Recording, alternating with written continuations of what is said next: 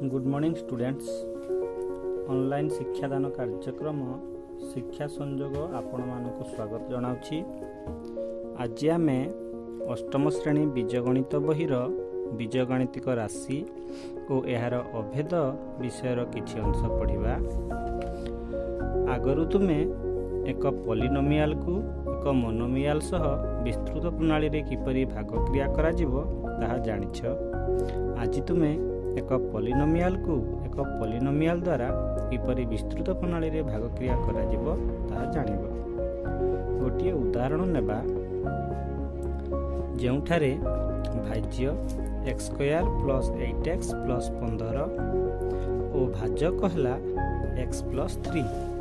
प्रथमे भाज्य और भाजकर पदमानंकु घातांकर बड़रू सान घातांक क्रम अनुसार सजाई लिखिबा। वर्तमान आमे भाग क्रिया आरंभ करिबा। भाज्य को भाज्य स्थान रे लिखिबा और भाजक को भाजक स्थान रे लिखिबा। भाज्यर प्रथम पद x² को भाजकर प्रथम पद x द्वारा भाग करिबा। भागफलर प्रथम पद पाइबा x² हरण x समान x। यहाकू भागफल स्थान रे लिखिबा। वर्तमान x को भाजक x + 3 द्वारा गुणन करिबा।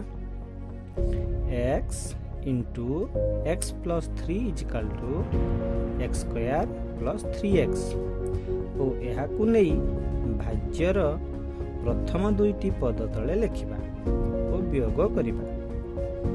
वियोग करिबा द्वारा +x² और -x² 0 हो जिवो। 8x रु 3x वियोग करिबा द्वारा वियोगफल 5x हेबो।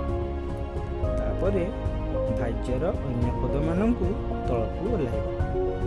वर्तमान भाज्यर जेउ अंश भाग करिबा पई रहिला ताहा हला 5x + 15। वर्तमान आमे द्वितीय सोपान रे उपस्थित हेले। वर्तमान 5x को भाजकर प्रथम पद x द्वारा भाग करिबा +5x हरण x +5 +5 को पुणी भागफल स्थान रे लिखिबा और तापरे 5 को x + 3 सह गुणन करिबा। x + 3 सह गुणन कले गुणनफल पाइबा 5x + 15।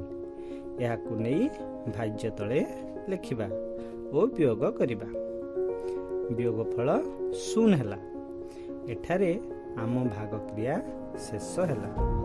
आमे भाग क्रिया रु भागफल पाइले x + 5 और भाग शेष पाइले 0।